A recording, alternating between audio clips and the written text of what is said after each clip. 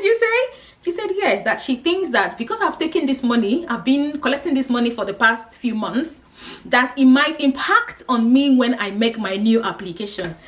When she said,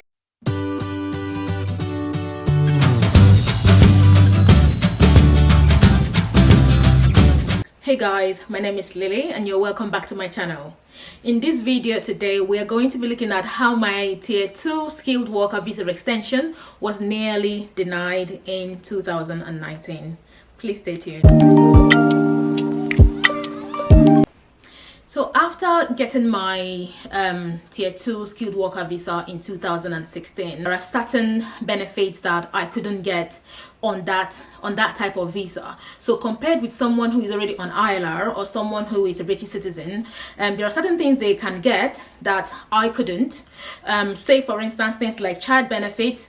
If you are on ILR or if you're a British citizen and this is something that you want to go ahead and get, you can definitely apply for it, and then the HMRC will check if you meet the eligibility criteria to be able to get those kind of benefits, right? So that is the order of things. The things you get in the UK in terms of benefit depends largely on the kind of visa status that you are on. Now, after having my baby in 2017 January, I was discussing this with one of my friends at the time. She is European. So this person tells me, oh, because you have Tier 2 skilled worker visa, even though this benefit does not apply to you, it might apply to your child. And this is me being completely ignorant. I should have gone back to the website where it talks about all of these things to see what I can and cannot apply. Even though I have a child, what applies to me basically applies to my child. And what I should have done at that time was at least to put a phone call through to HMRC or call whoever I can get good information from to say, I've got a baby, this is my visa status, can I be able to assess this? I didn't do that. At that time, my husband was in between jobs and I was on maternity leave. There's a way maternity leave pay works here in the UK. If you have worked up to 9 months leading to when you start your maternity leave, you get some pay from the government, I believe, and you also get some pay from your hospital.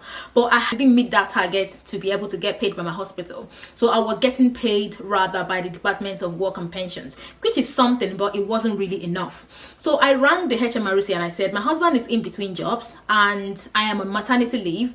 We are struggling a bit cash wise. Is there any help that I can get in terms of child tax credit?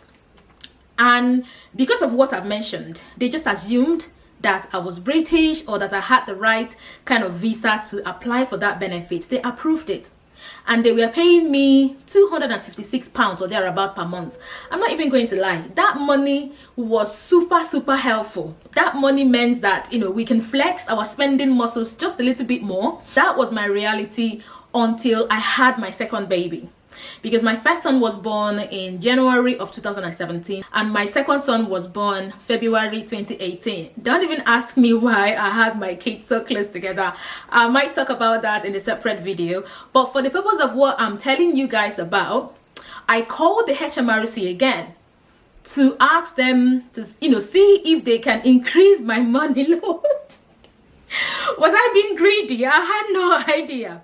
I called these guys and I said, I've got a new baby. Is there anything else that I can get in a way of benefits? Because I'm also on another maternity leave. I haven't really worked properly. Like, I went on maternity leave and I came back pregnant. And because of the circumstances surrounding my new pregnancy, I only worked for about 3 months. So I was on sick leave for a very long time before then commencing on my maternity leave when I had my baby. So I rang these people and said, this is my situation. I'm calling to see if my tax credit can be increased a little bit. And the lady who answered this phone call this time asked me one question. What is your immigration status? When she asked me that question, I'm like, why am I being asked my immigration status this time? No one bothered asking me about that question when I called to apply the previous time. And I said, I'm on a Tier 2 skilled worker visa. And she goes, but you shouldn't be applying for this benefit. It states on your visa that you are not entitled to access public funds. I'm like, this application is not for myself, it's for my child. My child has been born in the UK, therefore I assume that they are entitled to certain benefits. And the lady said to me, no, my child is not the one applying. Any application I make is going to be registered under my name. And because my name does not fall under people with the right immigration status to make that application, anything I'm getting from there, I have to pay it back. It was like someone poured a like an ice cold bucket on top of my head, and I'm like, chill down, chill, auntie, calm down. What did you say? She said yes, that she thinks that because I've taken this money, I've been collecting this money for the past few months, that it might impact on me when I make my new application. When she said that, that was the point where I'm like, what? And she says yes, that a lot of people's visa has been denied on this basis alone. Guys, this is me wondering, how am I going to carry my baby from I was so shocked. I did not know what to say to the lady. I'm like, thank you so much for letting me know, but I still had to let her know that it was someone in her office to start with that made this application go through the first time. Why didn't they ask me the right questions? But hey, to be quite fair, I'm not the kind of person that go about, apportioning blames. I take responsibility for being the one that made that call and applied to get that benefit. But it would have been nice if someone asked me the right questions, because you don't know these things. Honestly, you don't know these things. But when they start asking you the questions, it will become clear how you do not qualify for the thing you are applying for. And that might be a wake-up call for you to just stop right there and reassess if you need to apply for that benefit or not. So come 2019, all these things was happening in 2018, right after I had my second baby. In 2019, I was due to then apply for my make a tier 2 skilled worker visa extension, because the first time I got my visa, it was for 3 years, and now I needed to make another extension for another 3 years. And I was so scared making this visa application because of what I've been told already. So what I did was that I called, after I came back from the hospital on that maternity leave, I called the HMRC and I said, this is what has happened. I've been collecting this money and I've been told I shouldn't be collecting it, and I've been told that I need to pay it back, and if I don't pay it back, it might impact on my new visa application. So I'm calling to ask how you guys can calculate how much I need to pay back, spread it out monthly for a period of say 6 months, and then I can start paying this money back. So they were very helpful. I mean, when it comes to paying back money to HMRC, they are as kind can be. So they split this money for me in 6 months. As soon as my baby was old enough for me to go back to work, I threw myself into work. Like, I needed to pay off this money before my visa application. So I worked, and every month I call them, I pay this money, I obtain a receipt, a reference number to say this is the amount I've paid, this is how much is remaining. Actually, I was able to pay off that money in 4 months, for which I was very, very proud of myself for.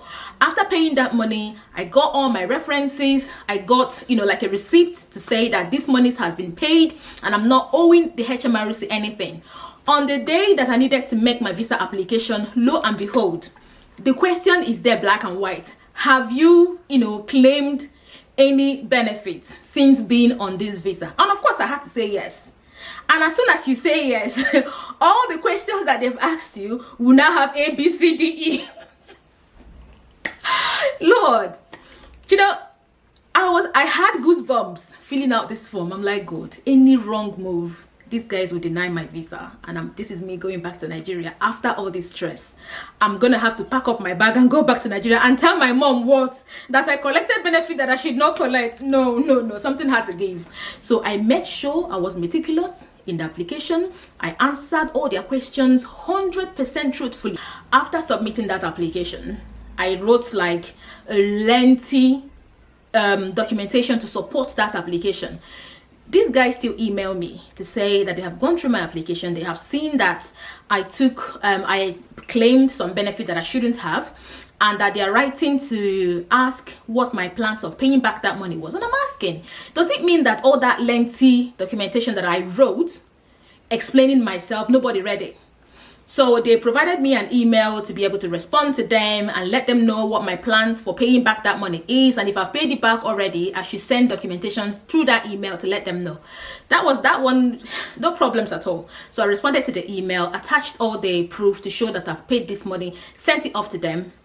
And then they responded and said they have received all my documentations and they're going to go back to reviewing my visa application. Guys, I'm telling you, the 2 months it took for me to be able to get a response on my visa, right? I've never prayed so much in my life. Every single day I'll be like, God, if I've ever done anything in my life to deserve what is happening right now, please forgive me. Let them grant my visa. Because the fate of my family depended on what the outcome of that visa was going to be like. So I waited and waited and waited until the day they sent me a letter, because they will send you an email first to say that your visa application has gone through before you get your BRP in the post. Once you get an email to say your visa is approved, you will get your BRP within 10 days in the post. The day they sent me that email, I'm like, God, you are so good, thank you. And if you have just recently come into the UK, or you're already in the UK and you're on a tier 2 skilled worker visa, please do not apply for any benefit. You are not entitled to it. Okay, stay on your tier 2 skilled worker visa. Plan yourself around what your income can provide for you and your family. As soon as you make the switch from tier 2 from skilled worker visa to your ILR, you've grown the wings. You can fly. You can apply for whatever it is you want. You can get all the benefits you want to get. But until you get your ILR, stay far away from tax credit, universal credit, whatever benefit you can get from HMRC. Don't go there. Because if you are not aware that you shouldn't get that money, imagine if I had gone to apply for my visa without knowing that I needed to pay that money back, or I needed to have a plan of paying that money back. My visa would have been denied. Let this story, share this story to whoever is on a tier 2, skilled worker pathway. If they already know that they shouldn't apply for any benefits, kudos to them. But we all don't know everything, okay? They might know, and someone might say something to them that convinces them that actually, if you have a child, your child might be able to be entitled to that benefit. It might not be for you, but it might be for your child. Please tell them not to go there. They should not even apply for it. And I hope this video have helped someone today. I just felt like putting this story out there. If you haven't subscribed to my channel yet, what are you doing? Why are you playing? Please click on that subscription button. Click on the bell as well beside it so you can know when new videos come up. So from now till the foreseeable future, I'm going to be making videos about my visa processing in the UK, because as soon as I got my naturalization, I've been getting lots of questions about how I went about it. So I'm sharing all my experiences with getting my naturalization and all other interesting things that happened along the way. So until my next video, I hope you stayed nice, fit and healthy. Thank you so much for watching. Bye now.